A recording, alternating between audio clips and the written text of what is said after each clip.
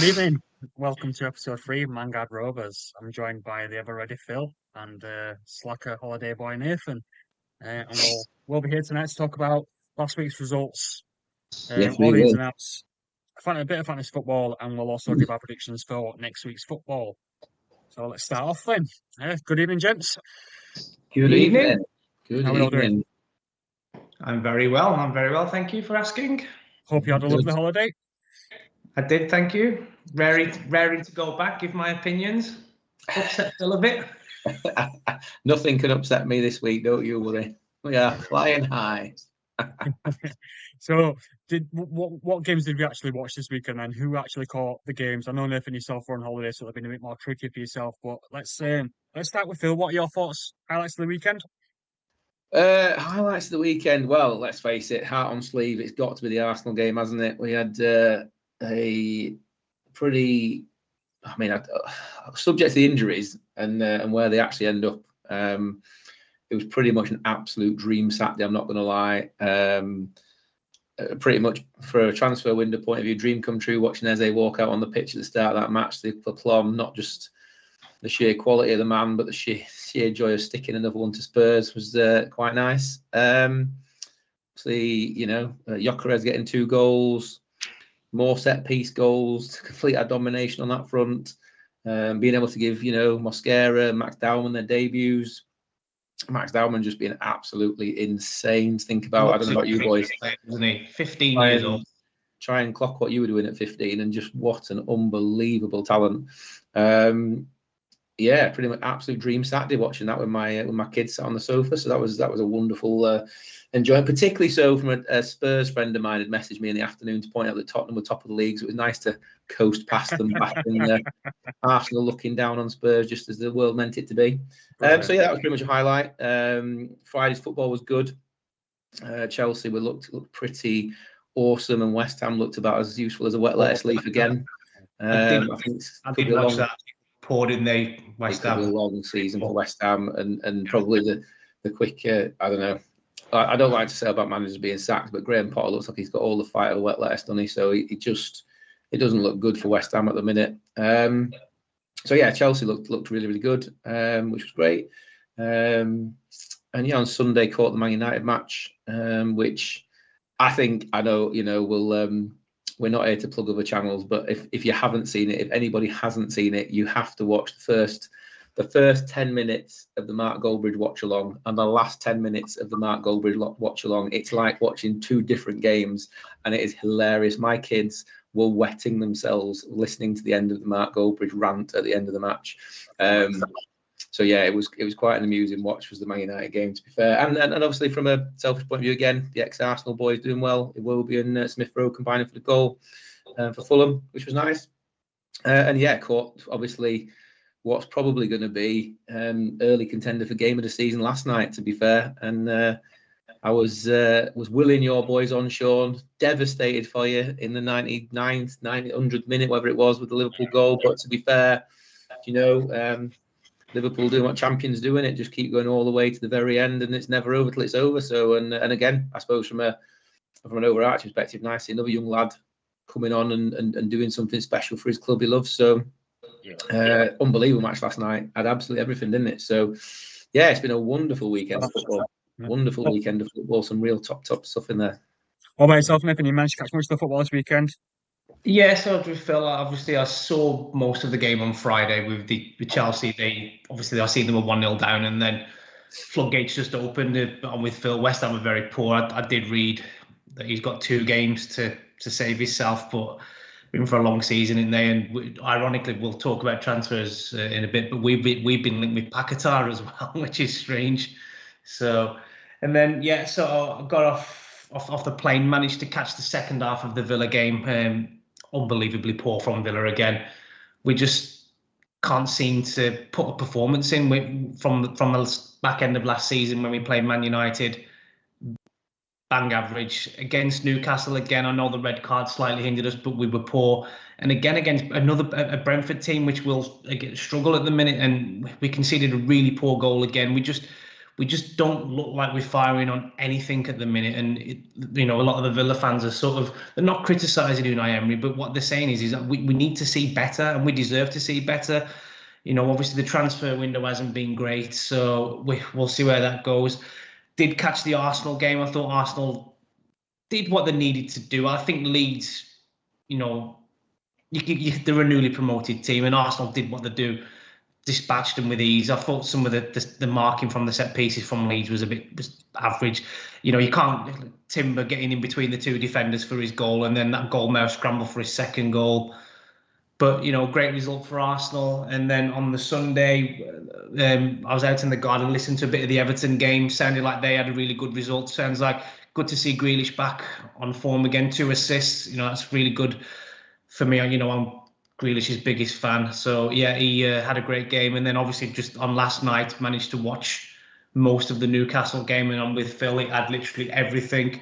Definite red card, in my opinion, from Gordon. I know he's passionate, and I know obviously that he's got a point to prove against the team he supports. But, he go lunging in like that, it's going to ask for trouble. But fair play to Newcastle. I thought they played very, very well. I thought once that goal had gone in the last minute, you would get a draw. And then I have to say the one thing that impressed me about Liverpool's last goal, was it the dummy from Szoboszlai? Oh, it's unbelievable. That was absolutely, the defender was literally in no man's land. And I think it set up just right, didn't it, for that young lad? He just tucked it away in the corner, and what a moment. 17-year-old, bang. And like what Phil says, they do what they do, don't they, champions? They find a way. And I'm sure you'll probably see that a lot more with this season for Liverpool. So yeah, I think it's been a good weekend. I'm looking forward to the next weekend now, because I want to see whether Villa can get a win. Well, it all started Friday night with Chelsea and West Ham. And to be fair, I think last week we all called that we'd see a bit of a demolition by Chelsea, and it ended that way, as we all thought. Yeah. I mean, great goals as well. I mean, they took the goals really well, didn't they? And they didn't even have. Palmer was injured in the warm up. Did great for my fantasy football. That cheers, Cole. He's out for 4 weeks, isn't it? 4 to 6. Is that how long? so, yeah. I was just going to ask you, Phil, just before we go on. You've obviously Saka and Odegaard. What are they predicted to be out for then? It's not serious, is it? Well, so Saka, Saka's not as serious as last season. At the minute, the forecast is 4 weeks. So I reckon he's missing the international break, and then possibly the game or two after, which would be really frustrating because I think City's in there. And Odegaard, they think he might be back for the Liverpool match. But not, it's one of them. It's difficult to tell with the shoulder stuff, isn't it? Because I suppose on one level it doesn't affect you playing football, but on the other hand, we all know that when you pump your arms when you're running, it does help. So it depends what he's actually done there. But yeah, Saka's is about 4 weeks, I reckon. But I think, do you know what? It's one of them where, and I know we're going to come on to transfer window, but it's one of them where, if I'm honest, it says so much about the strength we've now got in depth that I genuinely don't think it'll affect our chances of outcome against Liverpool in the slightest, to be honest. So yeah, although I think Saka's always first choice, but we've got the depth now that I don't think it's the end of the world that he's injured. So yeah, 4 weeks I think, but it's not the end of the world. Did you? I forgot to ask you, Nathan, before you went on holiday, for your predictions for the game. Did you come up with a prediction before? Did you look at the game and go, "I've got a prediction for what that'll be"? The Chelsea game, I definitely predicted an away win. I did predict Villa to get a result against Brentford. I thought we would draw, not lose, because we never really do very well away at Brentford. But I don't. To me, I didn't see any sort of surprises in terms of the results, if I'm being honest. I'm just looking back at them now on my phone. Sunderland, who had a really good start, didn't they? I mean, they went to Burnley and lost 2-0, which, you'd been on cloud 9 first game of the season, beating West Ham, was it 3-0? Then to go to Burnley and get turned over, that it wasn't necessarily a surprise. But yeah, I'd say Tottenham was the biggest one for me. That's the biggest surprise, because I think everyone probably predicted Man City would get a result there. But fair play to Tottenham. They look good. Richarlison looks like he's a different striker, doesn't he? If you're a Spurs fan at the minute, you're thinking, wow, we've obviously just got let Son go. We've got, we were worried. At the minute, do you not think it's weird that at the minute, like obviously when it came out around Eze, didn't it? That they offered to swap Richarlison as part of the deal. So obviously either Frank or Levy doesn't want him. So which is interesting, like you say, considering how he started the season. He's done very well. They're happy to part company with him is an interesting one, because Solanke still doesn't look convincing in pre-season, did he? Yeah, and that's the other thing. I mean, I don't know whether it's just tactical, whether Solanke's on the bench, or I didn't know. But obviously, 60 million quid's worth of Solanke, and then you've got Richarlison starting. You're thinking to yourself, wow. But Richarlison's just, he can be one of those players, can't he? I mean, I remember for Everton, I remember him being very, very good. But then his sort of form dipped. But the way he started the season was brilliant. I have to say, though, I thought that I did watch Match of the Day. I thought Tottenham were fantastic. I thought they did very, very well. And I'll go back to it. And we said it before. The best signing of the summer isn't a player. It was Thomas Frank for Spurs, in my opinion. He's the main man. I think it'd be interesting. I think Spurs was super brave. And I think Thomas Frank's organisation was fantastic. But if you actually look, it was interesting, wasn't it, that both Tottenham goals came from Manchester City mistakes. And I think that's interesting. From there was this little bit of a snowball starting to build last week, wasn't there? Lots of pundits talking about, have we all forgotten about Manchester City, and Manchester City are back, and we all kind of going, hang on a minute, they only demolished Wolves. Like with the best will in the world, Wolves are going to suffer a lot this season after the back of their transfer window. Yeah. And they didn't look at all convincing against Tottenham. And fair play to Tottenham, they pressured them into two mistakes, and that's what cost City. And yeah, it'll be another interesting club to watch this week around the goalkeeping situation in City, isn't it, really? Well, since we're talking about it anyway, so me and you, Phil, we both predicted 4-2 for that game for Man City and Spurs. Oh no! Wait, did I say Man City win? No, we both put 4-2. I turned on Tottenham. No way! Oh, can't believe it. Both said 4-2. I didn't see a 2-0 win coming for Tottenham. I would have gone for a home win as well. Wait. So we said Spurs had scored 2, so we got that bit right. We got that bit right, yeah, I suppose, yeah. Just touching back on the Chelsea game, Phil, you predicted a 3-0 win for Chelsea. It was a 5-1. One far away. I think we all knew there were going to be goals, and West Ham weren't going to be involved in many of them. I predicted 2-0. Moving on from that, though, we had Burnley-Sunderland at the weekend. Again, a championship game, if you want to call it that. Well, I think they've both spent a lot of money, haven't they? So I think but they both know each other really well from the Championship, don't they? So I think that kind of showed, really. It's always a little bit like that, isn't it? Promoted teams get each other early in the season. It's not, neither of them's fully found their Premiership legs yet, and you can get a little bit of. It's just like watching last season's matches, isn't it? Really, to be fair. But to be fair, if you're Burnley, though, you're really. You're happy that you've obviously picked that result up, because they're your rivals, aren't they? You want to take points. Yeah, you've got to beat the people around you, aren't you? And obviously that's a cracking 3 points. Apparently Martin de Graaf grabbed the game of his life. So he played well. I watched the highlights. So I'm chuffed for him. I'm sure there's a few other people chuffed because they'll have him in the fantasy football teams as well. Some good points for him. Jacob Ramsey's brother's back now. Aaron Ramsey, who signed for Burnley, he's been out for 16 months because he did his cruise ship, so he did something bad. He's just scored tonight for Burnley, but he's one to watch out for this season. Burnley, Aaron Ramsey. So then we had the demolition of Leeds by Arsenal. We predicted that, didn't we? We must have predicted that. So you went for 3-0. I was negative for the boys. Believe it. And I predicted a 2-1 result for yourselves as well. I mean, to be fair to Leeds, they came out of the traps pretty well. I was quite frustrated in the first 25 minutes. I'm not going to lie. Like, obviously, we were sitting deep behind the ball.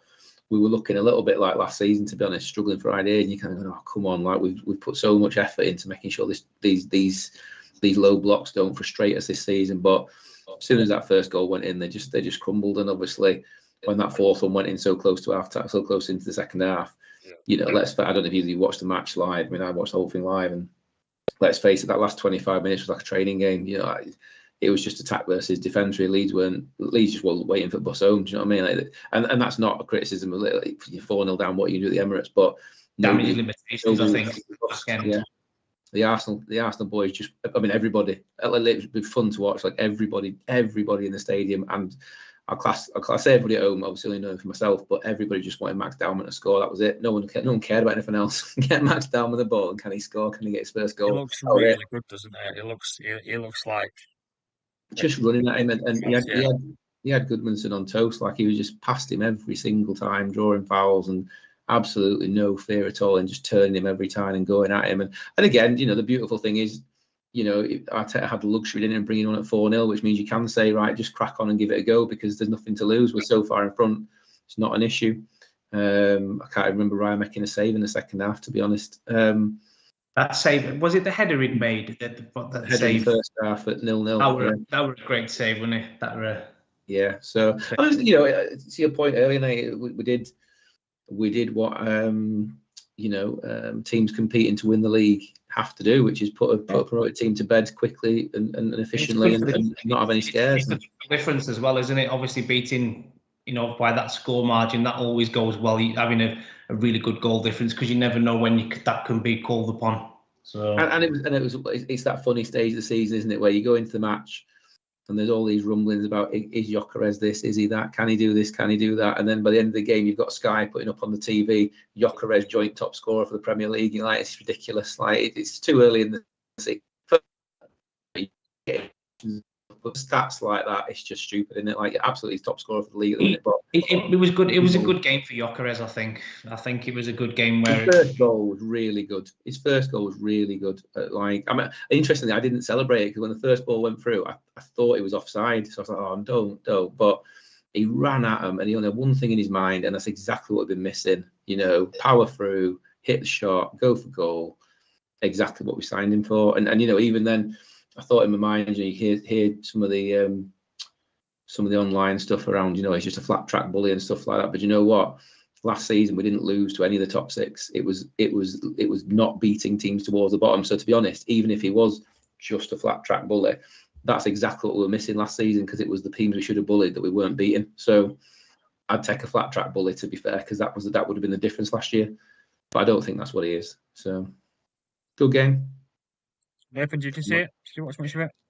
Yeah, I said a bit earlier. I did watch most of it, and like I said, just convincing for Arsenal. Nothing on Leeds. I do think Leeds is going to be more about their home form. I think I've got a family that are Leeds fans, and they're confident their home form will see them through, and hopefully keep them in the league. And I think that's what they will need to do. I think if any Leeds fan would have thought anything less than a loss would have been a bonus against Arsenal. So they've got to beat the teams around them, a bit like what we said about Burnley and Sunderland. Beat the teams around you and concentrate on that. So Leeds would have looked at that. Yes, it looks like it's a hammering, but they'd have looked back and gone, do you know what? We knew we were going to get beat. So move on to the next game. So is the next game against your boys, Sean? Is it? Yeah, Saturday evening. Yeah, 5:30 Saturday. So that's, again, they'll be looking at. We'll come on to predictions soon, but they'll be looking at that, thinking that they can give you a game there and possibly get a result. So that'll be another tasty game there. But yeah, so I did watch it. It fully deserved for Arsenal. So yeah, okay, we had Forest and Palace, didn't we? Palace and Forest, sorry. 1-1 draw. Phil, I got you down for a 2-1 Forest win. I think you said on the back of that it was based on Eze leaving or not, though. It was based on Eze not playing, and I thought Palace would feel that loss of creativity. I also thought Forest, the way they took apart their opposition in the first week, I just thought they'd possibly have enough to create a little bit more. But to be fair to Palace, they defended really well as a unit and completely neutralised Forest, to be honest. Most of Forest threat, to be honest. So, I mean, it's a good result for Palace away from home. Was it Palace away from home? No, it was at Selhurst. Forest away. So, I mean, it's a good result away from home. It's one of those where I think both teams come away probably happy with a point, to be fair. Palace just looked really well organised, really well drilled. And Forest, again, they had a chance to win it late on in Forest as well, because I watched like the back end of the 10 minutes, and it went into injury time, and they had a couple of chances, did Forest, to sort of pick up the points. But again, I think looking at it all again, probably a fair result. So two evenly matched teams. It'll be interesting to see now, obviously, what I know. Again, we'll talk about transfer soon, but they've already got Eze's replacement lined up, some lad from Villarreal's, 45 million quid, I think. So It'd be interesting to see who comes in and fills his shoes, because I think that's a massive loss for Palace. I think if I'm a Palace fan, I'm absolutely devastated that it you is, but so it's the cycle of a club like Crystal Palace, unfortunately, where you're going to get players come through, and then whenever they have a couple of good seasons, then they're always going to attract bigger interest. And for Arsenal made a good offer for Eze, in my opinion. They've not turned it down. They'll invest that money. It'll keep them going. But the player probably wanted to go as well, and that's always a dangerous thing. A bit like an Isak, and again we'll get on to transfer soon. But when you've got a player that does want to go, it's difficult to try and keep them in that team, and and not have the sort of negative effect on the team. So, but no, it was a result that was fair. I thought 1-1. So fair result. I also thought it was a fair result. I predicted 1-1 for that one myself. So yeah. 4 points for me. We had Everton and Brighton. Everton at the new stadium. That new stadium looks fantastic, doesn't it? I have to say. I mean, I'm not usually a big fan of like massive ball stadiums, but apparently everyone said that it looked really good, and it was really loud apparently as well. So, but you wouldn't expect anything less from Everton. They've got a really good set of supporters. So, but the stadium looked good, and they got a win. The good penalty save from Pickford as well, actually, wasn't it? So. Did his job, and like I said, two assists from Grealish, which I'm, as a Villa fan, I'm pleased to see Grealish up and running again. I want to see him enjoying his football, but obviously Everton would have been looking at that and going, well, we need a win, obviously after losing to Leeds in the first game. So it's a good result. Poor result for Brighton again though, because you look at Brighton, great team last year. They're just the consistency you want from them, but. I watched the 90 minutes on that game, and Brighton just couldn't do anything right. Like the passes were all weird. Nothing just seemed to work for them at all in attack or defence. And do you know what? Fair play to Grealish, because he had a quality game. It was nice to see, as we've spoke many times before, Jack Grealish having his spark back. And I thought he had a great game, two great assists. He just looked a completely different player. He's been unshackled by Moyes, hasn't he? And I think we talked a lot about, and I know I'm consistent. I think Grealish, sorry. I think Guardiola's the damnation of flair football, isn't he? And I think to go back under David Moyes and have his shackles off, given his edge, I think we've talked about. I think it could be a fantastic move for Grealish, and if that game's anything to go by, then it absolutely will be, because he did look really. I do think he's ridiculously generous to call the second assist an assist, because there's no way he could have possibly dreamt that Garner was going to shoot. But the first assist was absolutely quality. It was a good run. It was a great cross. The first one was the first one will let him off and give him the deserved second assist just for the first one, to be fair. But he had a really good game, really, really good game, and it was nice to see from hopefully from an England point of view. Grealish being back to being Grealish, to be honest. I think he could do good things for Everton. There's always a place for an informed Jack Grealish in the England squad, in my opinion, because he's just got that little bit of extra quality, but we know he's capable of. But let's not get carried away. It's only the second game of the season. He's had 2 assists. I want to see, as an Everton fan, you want to see him have that consistency all the way through on 38 games. But I do believe he will have a really good season. Maybe he's just a few people are going to put him in the fantasy football as well. Maybe he's, He's in mine. Don't you worry, got me 11 points at the weekend. Flying. Jack is back. Right. Phil, you had a 2-0 prediction for that, so fair play for the I had the ball draw. I predicted the ball draw. And then we had probably, I don't know how to describe it apart from disappointment. Everyone was hyping Man United up to be this new team coming into this game this weekend, but the hype didn't deliver, and we saw a 1-1 draw with I think there's a ball still in orbit somewhere, apparently. Oh, no, he's broke my window as Fernandes. He owes me But no, disappointing for Man United, isn't it? You obviously going ahead, and then I think, was it Smith Rowe's first touch of the ball? Bang, equaliser. 90 seconds, absolutely. Like that. So incredibly disappointing. And Fernandes to come out and, like I say, all the referee bumping into it's an absolute crock of I think it just shows where Man United are, though, doesn't it? Like, for all, 3 good attacking players they've signed, that's fine. You've got to get. They've done nothing with the midfield, and they've got to get that midfield. It's the system, isn't it? I don't think some of the players in that Man United. I mean, I'm not a Man United fan, so Man United fans come and correct me if I'm wrong. But I think the system that he's introducing is a lot. They're still getting used to it, or some players are struggling to adapt to. Is he playing 5 at the back, or is he playing with wing backs, or something like that? It's 3-4-3 plays, isn't it? But with the wing back. But it's his reluctance to change the system of. And I think that's where if you listen to I'll get it the wrong way around now. Not Goldbridge, the other one. Goldstein, is it on TalkSport? The Drive? Yeah. Goldstein. He did a really interesting, because obviously he's a Man United fan, isn't he? He did a really interesting take on the fact that they've actually got the players now to play 4-3-3 if they wanted to. But they've got the squad to play 4-3-3, and the team would probably be happier playing for. I mean, sooner or later, I mean, you can give this whole managers need time and. Changes needed, and you've got to back your manager and all of that crap, right? And I say all that crap because I know you're both going to throw at me how and we'll come on to, I suppose, what I do and don't think about what Arteta needs to do this season. However, fundamentally, for me, and similar, we're of a similar age, so I know you two also grew up with Man United being the ultimate dominant force in English football. I just cannot understand a world where it's acceptable for the Manchester United manager to have less points than games managed. 28 points in 29 games managed.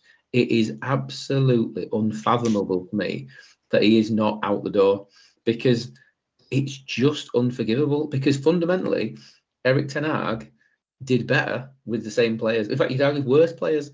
So how he's getting such a free ride off the back of I don't even get from off the back of what, like, it just any other manager, even if you said there was a top 8 club, but take a Villa or a Newcastle manager, no offense, I know you're both pushing to get into that echelon, but you're not telling me your managers would survive with 28 points from 29 games. They'd be under ridiculous pressure, and yet somehow he seems to be dancing through this media circus with no one looking and going, hang on a minute, it's just not good enough. It seems to be like you might want to strategically get somewhere, but your job is to tactically deliver along the way. Your job is to get points for Manchester United, not excuses. In the last 10 years, though, how many times have we seen this circle with Man United? Manager comes in, they spend a couple of 100 million quid on players they want. It don't work out, then they sack the manager. That seems to be. But the difference with this is that you would say, if you brought any other manager in tomorrow, no one's going to argue that Cunha, Sesko, and Mbeumo have made the Manchester United attack better. So no other manager look at those and go, "Oh, bloody hell, they're Amarim players. I can't use them." Like, all 3 of those players are really, really well. Sesko both have proven, but Cunha and Mbeumo both prove they can do it in the Premier League. So they're definite strengthenings to the squad. So there's no real players in that team who are Amarim players who couldn't be used by another manager. Because that's one of the reasons why they've done what a lot of the big clubs do now, where they've got this transfer board, haven't they, where the manager doesn't get who they for football and the sporting director, and they've all got input and they've all got to agree, haven't they? So I just think there's so little pressure on that man when he's doing what I genuinely, and I know this is a ridiculous statement, right? I genuinely think the 3 of us could probably get 28 points from 29 games we managed Manchester United. Like, it's not hard. Like, the squad is far better than 28 points from 29 games. It's just bad management, in my opinion. So I just don't understand how there's so little pressure around it. I just think it will be. I think there's going to be pressure around him if he doesn't start picking up results. But I think from the Man United perspective, is you look at obviously the money that they've spent. I think you'd be expecting a little bit more from what. I know we're only 2 games in, but you're just looking for a bit more from the players. You'd think that the front 3 that have come in, that would give the team a massive boost, knowing that, if that's where Amarim thinks that the problem is, he's identified that he doesn't have a natural goal scorer. We spent this ridiculous amount of money on 3 players. I mean, I think Sesko didn't start again either. Did he come on off the bench? 53rd minute, subbed on. Yeah, so that's another thing as well. To be clear, he didn't have any chances after he came on because they didn't feed him. They weren't passing. They didn't pass him ball. Like same issue. They're not passing. Like say, and as much as I don't think Rasmus Højlund is necessarily the answer, when you looked at a lot of the stats last season, they never passed him the ball. Well, if you don't pass Erling Haaland the ball, he doesn't score either. Do you know what I mean? You've got to pass your centre forward the ball for him to score, and they didn't pass him the ball. Well, he's not going to score, then, is he? And he's not going to shoot, and you know, and I feel the pain for him because obviously Gyökeres is going through the same learning curve with Arsenal. They've got to get used to the fact they've got a target man, but yeah, just not enough for Manchester United. Same problem as last season. They can get it. I've used the wrong phrase there. They can get themselves up for playing the top six and give the top six a tough match, and then they come back the week after against a non-top six team, and they just don't look like they've got it. They just look like they think, well, with Man United we can just walk up to this game and win, and like the other team just go, well, no, you can't. We ain't got any fear of you anymore. And at the end, it looked like Man United were hanging on. Fulham were far more likely to score.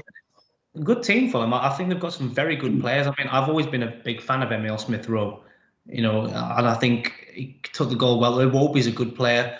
That left back, is it Anthony Robinson?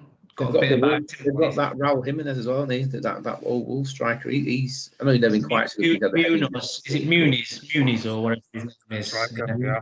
Bernd Leno was a good goalkeeper. Going to Craven Cottage, you know, it's never going to be a walkover for a team like Man United, in my opinion. So, you know, they're a tough game, and that's what they got. They got a tough game, didn't they? So, but you're disappointed as a Man United being 1-0 up, and then obviously with the penalty and stuff. So, but yeah, I agree with most of what you said there. To be fair, Phil. So. And then obviously we had the spectacular event of last night. Fireworks. Great game. What an absolutely fantastic game. It just had everything, didn't it? It just had two teams. It was like a boxing match. Was it just, if you meant two boxers just literally just wanting to knock hell out of each other? It was literally just like that, wasn't it? I think, obviously, from the perspective of the to concede 20 seconds or after the second half had started, I thought that was a bit of a. I thought that had dampened Newcastle. Yeah, it was one of them, wasn't it? Like the Gravenberg goal, you know, just you can't do much about them kind of goals, you know. Like even Pope was just left stranded. There was a slight nick on it as well for the first. But I always look at them though, Sean, where you think, can the keeper do a little bit better? Like, can he get down and get across a little bit quicker than what? Because like when you look at it in like, I think it showed you the ref cam. I mean, I've not really seen much of it, but it shows you like the way, and it just looks like in slow motion that Pope doesn't get down quick enough, and he gets down. I don't know. It's because he were already headed the other way, wasn't it? He'd initially stepped to his left, and then by the time the shot got that little tiny nick off the defender, he wasn't going to react to that. I don't think any keeper was. He took an opportunity and he scored, didn't he? You know, they weren't really doing much at the time when they scored. So you must have been thinking though when Gordon got sent off, you must have thought, oh, hang on here now, we're going to end up on the wrong side of an hiding here. But fair play to Newcastle, they defended well. You know, stupid red card, absolutely reckless. You could tell the way he was running at him. You could tell he was going to put one on him. He was in the mood, wasn't he? Like he was that way inclined, Gordon, and I think he had a couple of decent chances as well, didn't he? Prior to the red card, so he looked quite sharp. He looked like he were up for it, but he was just a bit too much up for it. So there's other ways to prove yourself, I think. And you know, it was a red card. I do believe that. Yeah. So, Phil, do you think it was a red card? So 100%. I mean, it got the more they replayed it, the worse it looked, didn't it? I think the thing that for me that was absolute killer on it was he ran 30 yards to make that tackle, so he had time to think. So I initially watched it and thought, you know what, his blood's up. It's an emotional game. He's trying to put some fire and some pace in it. But then you look at it again, you're like, hang on a minute. You're a professional footballer and you've run 30 yards to make that tackle. You had plenty of time whilst running that 30 yards to realise you weren't going to make it. You had plenty of time whilst running that 30 yards to calm down. You had plenty of time running that 30 yards to make the conscious decision to not make a stupid tackle and put your team in the shit. And yet he just didn't bother to make those decisions, and that made it worse. And as soon as you saw the marks on Van Dijk's leg, and as soon as you saw that first replay and saw the fact the studs connected at pretty much knee height, it was just always going to get overturned into a red straight away. The second it got replayed, I was sat with my folks watching it, and you're just like, that he's going to be in trouble with that. He's going to be in big trouble with that, and it happened. And and to be fair, I think from a Newcastle perspective, I think the two things you take from that, the unbelievable fight and team spirit they showed. Like, I was ready to turn the match off when Ekatike scored. Like, I was just like, well, it's just game over. That was pointless now. So the fight they showed to stay in it and to come back was unbelievable. To be fair, the depth in the team to take on board, the injuries to Joe Linton, is it Tonali who came off? Not Liverman, it was Tonali who came off, wasn't it? Obviously have to have Gordon off the pitch as well, and to still cope with that. Guimaraes was just an absolute man mountain. He's a bit lucky not to get sent off, to be fair, but you can't criticise his passion and his commitment and his drive. And he absolutely didn't deserve to be on a losing team, did he? But so I think from Newcastle's point of view, the fight and the determination, the team spirit, it was just phenomenal to witness against the champions of the country. But I do think you have an unbelievably massive hill to climb if Isak goes or stays, and you don't get a striker in. Like, that absolute domination for the first. That young lad scored, didn't he? Though he's a striker. Asula. Yeah. He got a good goal. He's not leading the line, though, is he? He didn't. It's just not. He's good, and he has his moments. He's just not experienced enough to lead that line, like you say. We need someone that's got some quality, proven experience to lead the line.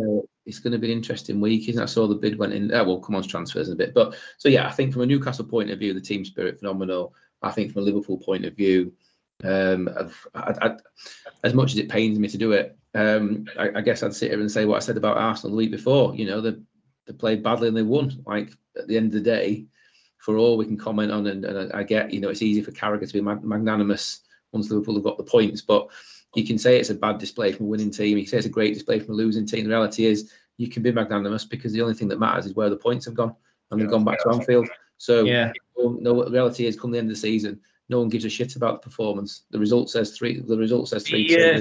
3 points Liverpool. That's it. Job done. Nothing else matters. And they didn't get an injury out of the game, so tick in the box.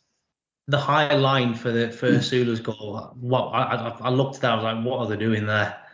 Unbelievably stupid high line. That's something. If they defend like that next week, I think we'll tear them apart. I think they defend, because the difference next week will be, and take this as mentioned, Sean, because I know you haven't got your first choice striker playing, but if Arsenal create the chances Newcastle created, there's no way we're missing those chances. I don't know how many times I put my head in my hands watching the chances just go begging. There were so many chances created. I think there were almost as many chances created as many fouls as were in the first half. It were ridiculous. I think it is the most fouls Newcastle's ever done in the history of the Premier League in the first half. But yeah, overall disappointing, the result. It was a tough one to take at the end. Fair play to the young lad that got his debut goal.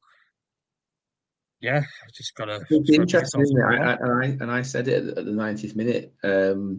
It's interesting how Liverpool's time wasting worked for them in the end, because I was sat, and I know there was the injury, but he sat going, how the hell is there 11 minutes? And then going, actually, one of the reasons there's 11 minutes is because Liverpool have wasted so much freaking time. And then to obviously see them score 10 minutes into it, like, if Liverpool hadn't wasted the time, they wouldn't have had the 10 minutes to get the goal back. And it's just funny the way this shit works. Because I said at the 91st, 92nd minute, isn't it, for all Newcastle's complaining about Liverpool's time wasting, they'd have torn your hand off to have the whistle blown at 94 minutes. And obviously then that was before Liverpool scored the goal. So, be careful what you wish for, innit, with the extra time added on sometimes. But what an unbelievable match. And I think one of those where in the moment you go, do you know what? A lot of credit goes to Newcastle for their part in it. But when the dust settles, like I say, it's Liverpool walk off with 3 points again, innit? And with a match that they could have easily lost. So, like I say, fair play. That's job done for them as what they need to do, really. Happy days. Well, that's disappointing overall for me.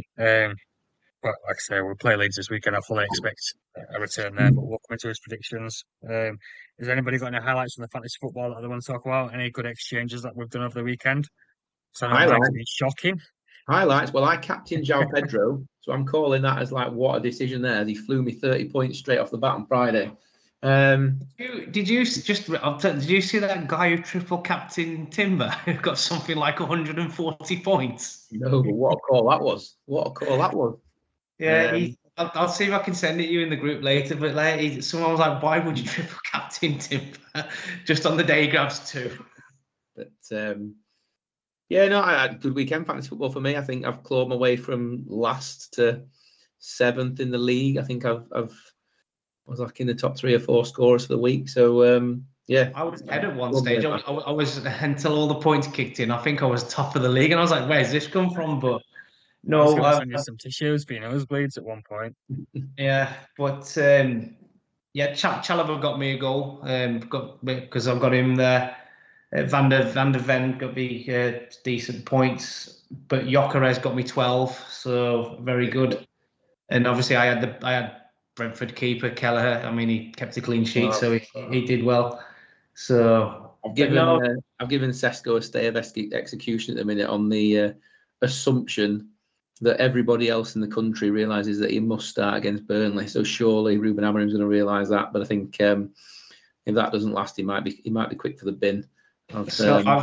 I've changed my team up a little bit. So I've took out some of the strikers. So I put Richarlison in just on the back of the, and then I put Salah in again. I don't know why, because he didn't have his best game, did he? But he's been quiet in the first 2 matches, isn't he? Like I'm the same. I've got enough. I had to get rid of Palmer. I thought he was out to 4 to 6 weeks. So like I can't carry him for that long. I might pop him back in later, but at the minute that gives me the cash to put Salah in. But I looked at last night and he was just as flat as he was against Bournemouth, really. And you kind of going, you're just waiting for him to explode, isn't you? From the back of last season where it was unbelievable. You're thinking.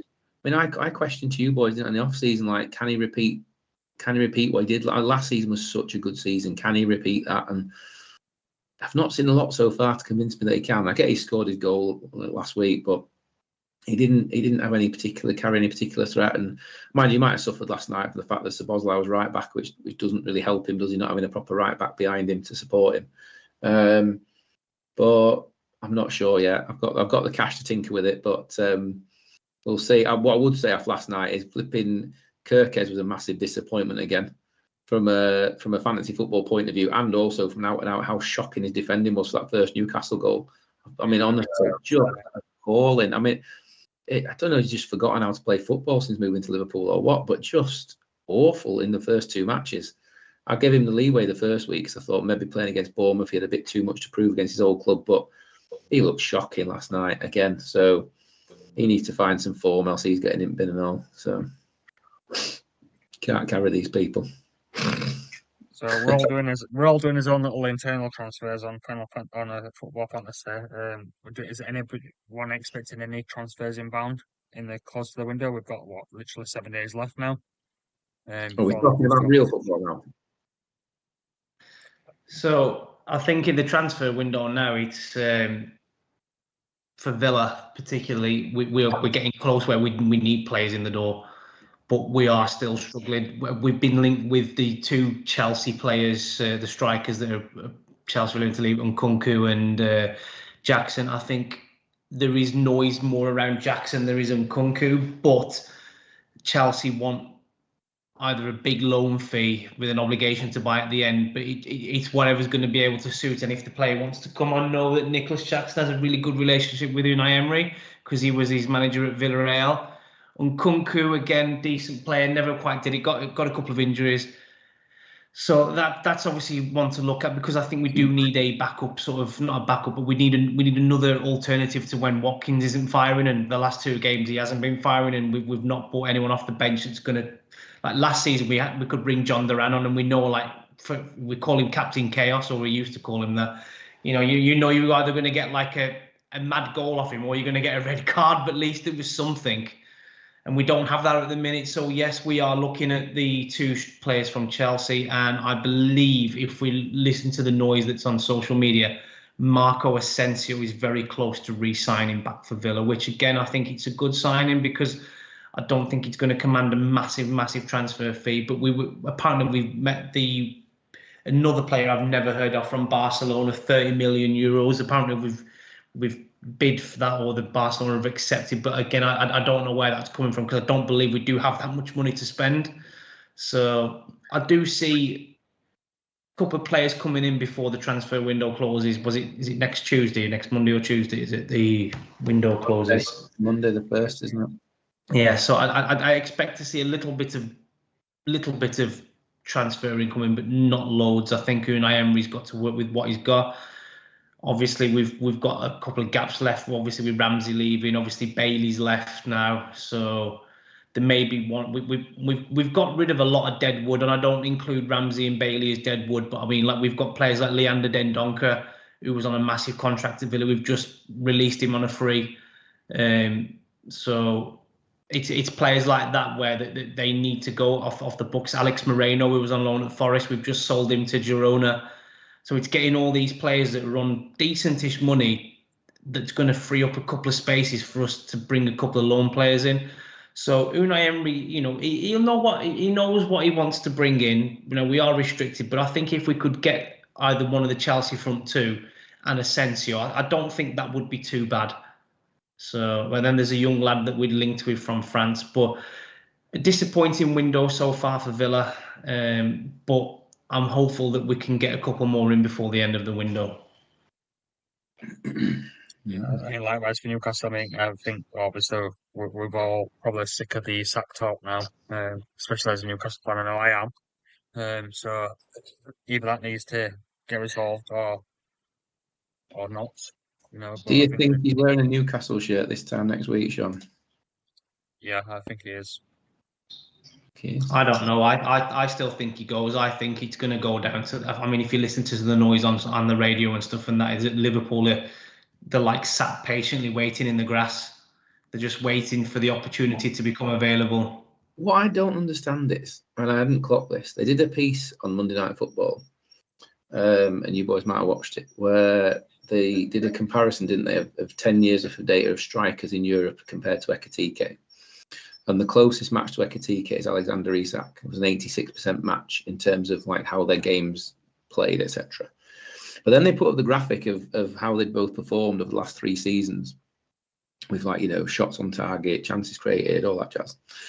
And Ekitike's outscored Isak on every single stat over the last 3 years. So Ekitike's got better stats on everything over the last 3 years and is 2 years younger. So what I don't understand is, now you've got Ekitike, why on earth do you need Isak? Because according to the stats, Ekitike is better. And he's looked good in the first 2 matches as well. He does look good, yeah. We've been chasing him for 2 years. I don't understand what on earth Newcastle need him for. Unless you're going to argue you want 2 strikers who are identical for strength in depth. But at that point, which one was playing second fiddle in the Premier League? Because I can't see Ekitike being happy with that. You just sign an £80 million deal and then you go, actually, can you just sit on bench because we've got Isak now? And I don't see Isak being happy sitting on the bench to a younger player because what on earth did I come here for? So it just feels like a really strange decision to get them both. I would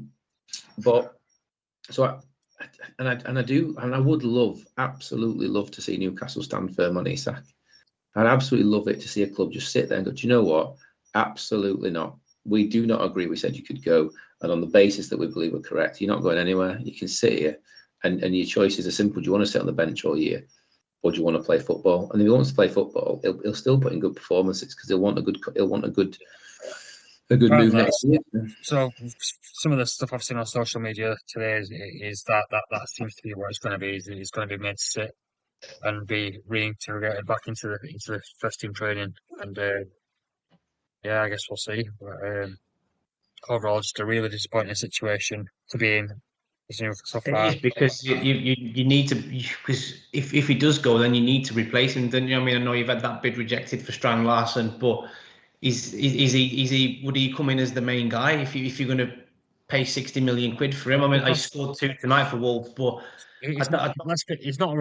Strand Larsen's not a replacement for Isak. It's a replacement for Wilson. But if Isak does go and you can only bring him in, then you've got no choice. Where you have a player like Strand Larsen who's going to be leading your line for It's got at least until January.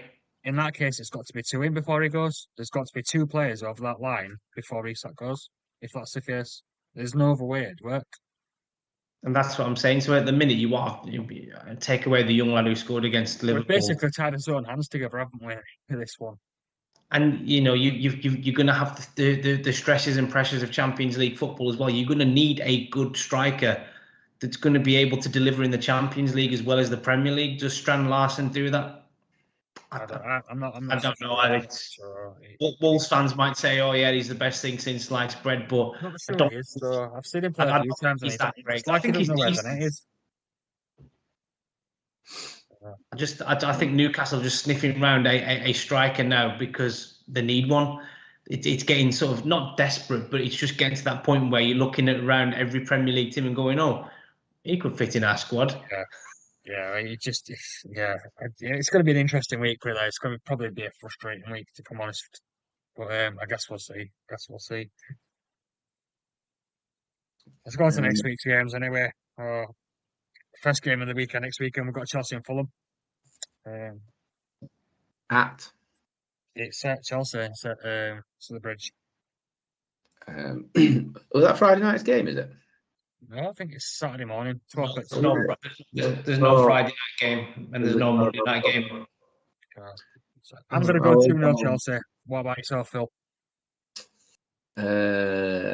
I think if they pick up where they left off, then let's go 3-0. I think Chelsea look really good in a minute. I think Chelsea look really good, and I think Fulham will struggle to get out of their own half, and I just don't think they'll keep them out. So 3-0 Chelsea. Nathan? I'm going with you, Sean. I've gone for Chelsea to win 2-0.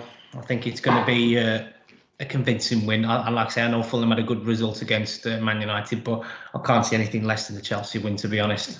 Yeah, I think Chelsea will have too much. 2-3-0. Certainly home. With them, we've got Man United against Burnley. Well, what are your thoughts on that, Phil? What do you reckon? I reckon United are on the ropes. Everybody loves playing at Old Trafford apart from Man United, don't they? So do you know what? It's must win as far as I see it. Like it's been such a flat start after such a massively snowball positive of the summer. It's at Old Trafford. I just don't think they can afford anything other than a Manchester United win. So I am going to say 3-1 to Manchester United with Burnley scoring from a set piece. I reckon, because they still look completely weak from set pieces only. So but I do. They'll hit on transition. Sorry, I just think they'll hit them on the transition, and I think Webber and Cunha will blow up too much. Yeah. I've gone for a Man United win. I think they will get it done, but I think it's going to be I don't think it is going to be as convincing as what people might think. I've gone for Man United to win 2-1. So I'm prediction would be Burnley take the lead first. What have you gone for, Sean? I've gone the same as you, 2-1. I think they'll get it done. I think it'll be tighter than people expect, but I do expect just to see United finally scrape through, and they'll probably get a controversial win. I think there'll be a potential VAR incident. I think it's a sad statement that most United fans would take a squeaky 2-1 win. Whereas for me, I think if you remember the Manchester United we all grew up with, then I think Man United need a statement win. This is a newly promoted club. I think for long-term belief, I think they need a big win. For me, especially given all the noise on social media about how well Man United did the week before last and how poorly they were against Fulham. So interesting to see. Like you said, maybe it is a good chance for United to come out of the blocks. Who knows? We've then got Sunderland and Brentford. Sunderland at home. What are your thoughts on that, Nathan? I've gone for a 1-1 draw, so I'm sitting on the fence on this one. I don't think either team are particularly after Sunderland losing that game against Burnley. They'll look at Brentford and think they can take them at home, but then I think Brentford, obviously, they're beating us last week. So two teams coming on the back of a win. I think it's going to be the split the difference. I think it's going to be a draw, 1-1. Self Bill. I am torn. I'm not going to lie. There's a razor thin sheet of paper between these two. I'm going to go. I don't like doing draws, so I'm going to go Sunderland 2-1. I think I like the atmosphere that crowd produced. I think if they can do that again and get a bit of belief behind them, maybe they can just nick it with set pieces again. So we'll go Sunderland 2-1. What have you gone for, Sean? I've gone for a 2-1 to Brentford on this one. I think we've got all bases covered then. yeah, basically, yeah. One of us is going to be right. yeah. I can just see Brentford winning it, nicking it later on. Sunderland at home though, I don't know. I guess we'll see. But yeah, I think Brentford will be. I think their experience in the Premier League will prove too much for them. I think they'll just have that little bit of quality and go over the line there. We've then got Spurs and Bournemouth. I've gone for 2-1 Spurs. Yourself, Phil, what are your thoughts on this game? Yeah, I think New Look Tottenham will have too much for Bournemouth. I liked what I saw from. I didn't see Bournemouth's match this weekend, but I liked what I saw when they were taking on Liverpool the week before. But I don't think Tottenham will leave the space in behind. I think they'll be much more organised in defence than Liverpool were. And I think they'll find a way to get the goals because they seem to be doing that right now. And Palhinha looked really good in terms of controlling that midfield. So he looks like a great pickup. So yeah, I think Spurs will have too much at home. So I think Spurs 3-1. Nathan, what do you think? Nearly agreeing with Phil, but I've just gone for Spurs to win 3-0. I don't see Bournemouth scoring. I think Spurs will be too strong. They've had a very good start. And again, I agree with what you've just said with Palhinha. I think he's a very, very good sign. He's fit really well into that midfield. Kudus as well looks fantastic, doesn't he? So, but yes, I've gone for 3-0 to Spurs. Yeah, then we've got Wolves at Everton. Do you want to continue there, Nathan? With that, Wolves at home to Everton? Yeah, so I know Everton had a really good result. I have gone for Everton to win. I've gone for a very narrow 2-1 away win. Grealish both goals to upset the Wolves fans. Not like you, Nate. So I've also gone 2-1 on this game. I do think Everton will. I think we're all worried for Wolves this year. I do think they're in danger. I don't think they're going to have a great start to the season, and I think again they'll lose this weekend. Yourself, Phil, what do you think on this one? I think that I liked what I saw from this week's Everton. I didn't mind what I saw against Leeds, but I think the mistake against Leeds was not starting Grealish. I do think he could be a game changer. Obviously, they've signed Tyler Dibling now, which I think is a fantastic pickup for him. To be fair, considering some of the big clubs that he was talked about going to, the new striker looks all right. It looks like a decent signing as well. And Beto looks like he's upped his game since the new lad got there. So, well, I think they're organised defensively. So I think 2-0 Everton. I think Everton take that. Yeah. We all agree with a way win there. So then we've got Leeds at home against Newcastle. I've gone straight in there with a 3-1 win. I think bigger, stronger. I think Leeds. Is this to Leeds or to Newcastle, Sean? You need to elaborate. This is to Newcastle, obviously. But yeah, I think we'll finally get a win this weekend coming. I think we'll just have too much for Leeds strength wise. After seeing what Arsenal did to Leeds this weekend, I think we will finally penetrate somebody's defence and score a few goals maybe this weekend. Yourself, Phil? So just give me the benefit of your insight. So who's out for Newcastle? So Joe Linton should be back. Tonali's a doubt. And obviously Gordon misses out. Gordon suspended, yeah. So I mean, I think we'll see Alanga play down the middle. I think we'll have Murphy on the right and Barnes on the left. I was going to say, we're assuming that Isak's not playing, yeah? So Isak's not playing, no. We're assuming Isak's not playing, then I think that I would go 1-0 to Newcastle. I think Newcastle are very well organised defensively, just like Arsenal were this weekend. And like I said, I can only remember Ryan making one save this weekend, so I think Leeds struggle. They've got one of their best players out as well, haven't they? He's out injured still, I think. So I just think they won't be able to penetrate Newcastle's defence, but I think you'll have more problems than you think you will penetrate in theirs, just because you just look like you're struggling to take your chances. I don't think you'll struggle to create chances. I think you'll struggle to take them. So I think probably 1-0. I think Newcastle win it, but I think it'll be close. I just think you'll miss a bucket load of chances. So 1-0 Newcastle. Nathan? Probably a big Dan Burn header from a corner. So I'm a little bit sort of on the fence with this. I've gone for Newcastle to win 2-1, but it wouldn't surprise me if Leeds won, because again, with the players being out, and I do think that Leeds have the home crowd, I think it's going to be a very tricky and very tough game for Newcastle, but I have got you slightly to win the game 2-1. I'll put you 55% on your confidence for that one then, eh? Brighton at home to City. Phil? I think we'll get, as I said, I think we're going to get a tailor, you pardon the pun, I think you get a tailor two cities this season. I think the City are going to struggle against the big teams, and I think they'll flat track bully the little teams. So I think 3-1 City in this match. I think they'll just overpower them, I think. I've gone for I think City will, with your point, we'll see 2 sales of the City this year. And I think we'll be back this week and a comfortable 4-0 win for myself. Nathan? So I've gone completely the way around. I've gone for Brighton to win 1-0.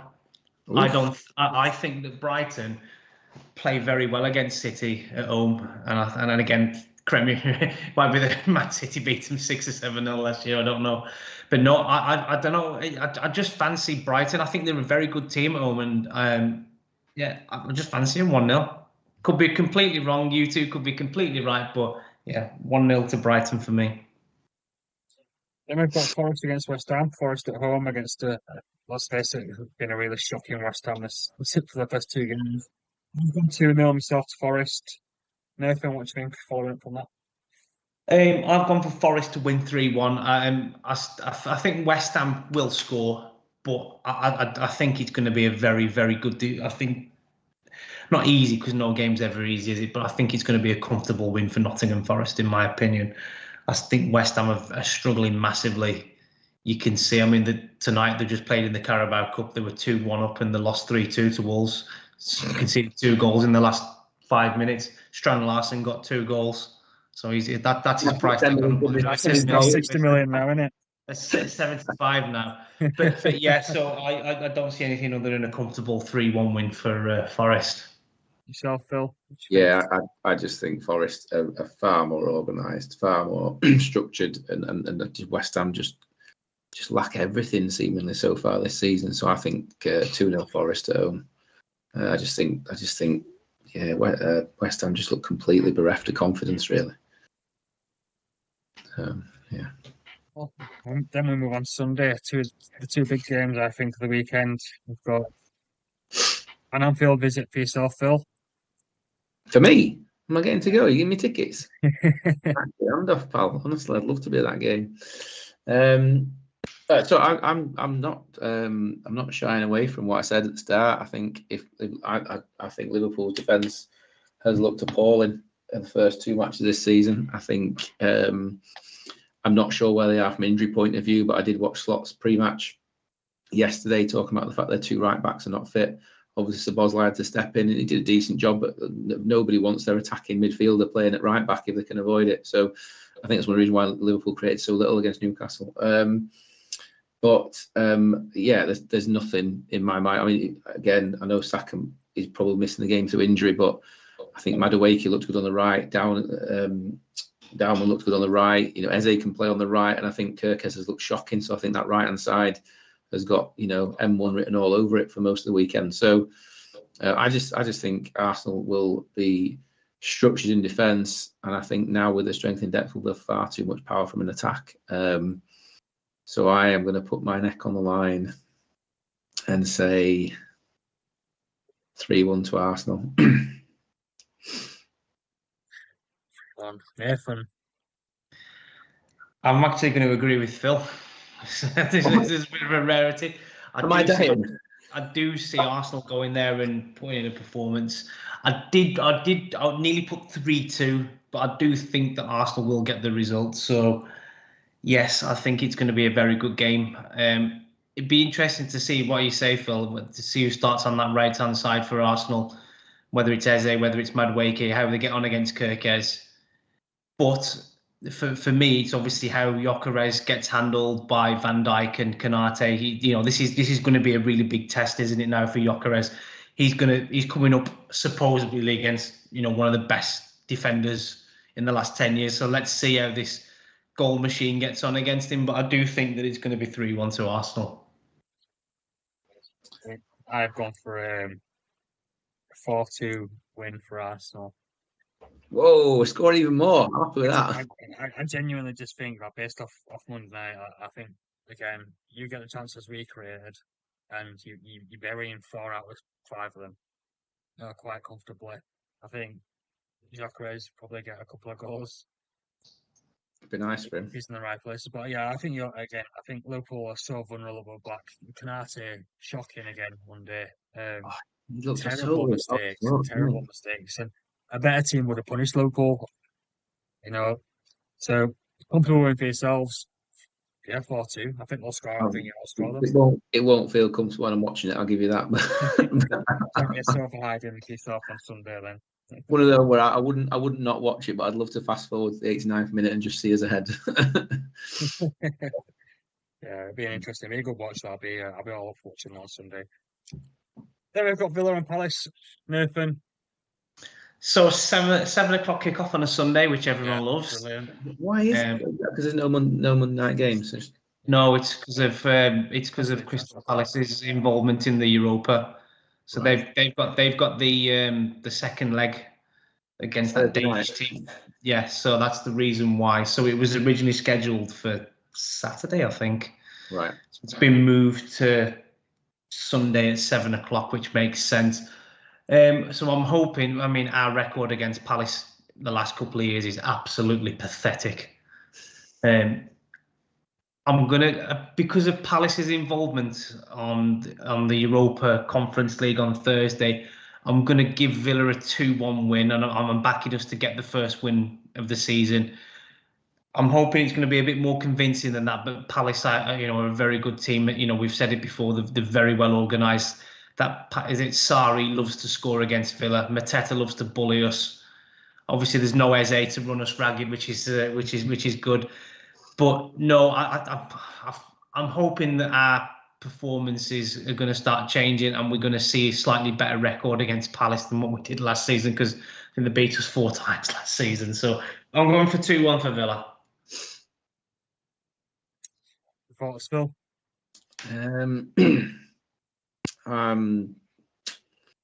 I'm torn, but I think you were also poor last season every weekend after you played in Europe, and you got a match on Wednesday? You got a match on Wednesday? No, you haven't, have you? No. What am I talking about? You haven't got a match in midweek, have you? So,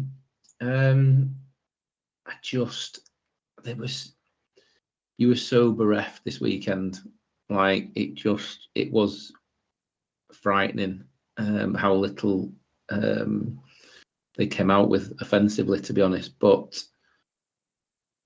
yeah, I just think Palace just look really organised, and I think Palace have probably got a togetherness that seemingly Villa lack at the minute, and I don't know why it's missing, because you had it last season all the way through. So I think 2-1 to Palace. But I think it's an edgy game. I could equally have gone for a 1-1. I think I just think they have the capacity to score, and I just haven't seen that from Villa so far in these first 2 matches. I'm only going off by they're playing in Europe on Thursday. That's otherwise I probably would have agreed and said that it's either going to be a draw or Palace nick it. But yeah, I see where you're coming from. I've gone for the one apiece. Yeah, I'm torn between the two. I can't really call it. Yeah, I just think it'll be a draw. It wouldn't surprise me if Palace did turn us over. Like I say, our record against Palace is absolutely. It is a bit of a poor record. It's embarrassing. It really is. So you said that. I mean, Palace. I mean, Glasner has worked wonders. I mean, he's Glasner made them a really good team. But I think it's one literally where probably you'd almost recall it on Sunday morning, depending how they both done in the transfers in the next few days. Because I know Palace are after I think you boys said, didn't you? One of you told me that they look like they've got Eze's replacement lined up. So I suppose it depends if they've got him signed from Villarreal. So if he's signed and he's in, that might make a difference. Particularly if he hasn't played on Thursday. Obviously, Villa, Nate, if you get a couple of those signings in that you said that you're looking at, like Asensio, I think would really help because he's just slotting straight back in. No particular adjustment needed because he did it last season. I think both of your transfer works in the next few days could possibly impact the outcome of that game. Yeah, it's one of them, but I think that we need to see a massive Villa improvement on. I'm not just talking about a win. I'm just talking about putting a performance in that because the last two games we haven't got anything, and that's what really frustrated the Villa fans. We've been absolutely bang average. But I remember last season. I know we're playing at home, but last season Emery for some reason tried to play 5 at the back against Palace at Selhurst Park, and we got absolutely destroyed. So. But no, I agree with Phil. I think if we can get a signing in at some point, hopefully that'll boost the morale. Get something just to spark them back to where they finished last. And I don't mean obviously Man United, but they were doing so well last season, and there just seems to be that missing spark at the start of the season. I'm not quite sure. Maybe it is a bit of a hangover from last season. Maybe it is that kick in the teeth of the way the season ended. Maybe there's a bit of a hangover of that. I don't know, but. He needs to do something to spark them back into life and remind them of what a good season they had last season. We can't carry on sulking because we've had to sell Ramsey. The professional football players get on the pitch, do what you're paid to do. Yes, it's frustrating that we've had to sell Ramsey to Newcastle for PSR reasons. I'm pissed off about it. Because we were in a similar place to you guys last year when we sold Elliot Anderson, and I thought. Elliot Anderson has seen his career out in Newcastle. Fantastic local lad to have and a great player. But I'll be honest with you, Ramsey's come in. I've been really impressed with him. He really impressed me last time when he came on. His energy levels were good. I just hope he stays fit. He's in waves for me at Villa. A couple of weeks he can be absolutely fantastic, and then a couple of weeks after that he can be bang average. But maybe he'll find his calling at Newcastle where he'll have that consistency. He struggled with his injuries for the last couple of seasons because when England won the under-21s, won the Euros, he broke his foot, and he had a relapse to that. So we didn't see the best of him. But before that, what a brilliant player! And and I understand why the players are annoyed that we've sold him because that's just how it is. But we have to be professional enough now to go into this Palace game and say, right, first 2 performances have been nowhere near good enough. We need to put in a performance now and show you why we had such good plaudits for the last couple of seasons. But Emery knows that. But like I said, just to go back to Phil's point, if we can get a signing through the door, hopefully it boosts a little bit of morale. Sorry, I can say there's a butterfly or something flying around here. It looks like a bat. It's really annoying me because it's. Catch him, Daddy. It's absolutely huge. Can you see it? See it? You're going to set me out. Don't need no Halloween decorations there, Nathan. Fucking hell, you've got them already. Honestly, I don't want to look like I'm being cruel to animals by swatting it live on YouTube. Have the RSPCA involved. Well, it's getting late. Nathan's been invaded by moths. Guys, if you've enjoyed, give us a like, give us a follow, subscribe to the channel, and we'll be back next week. We will. Have a great week, everybody, and we'll see you next week. See you next week.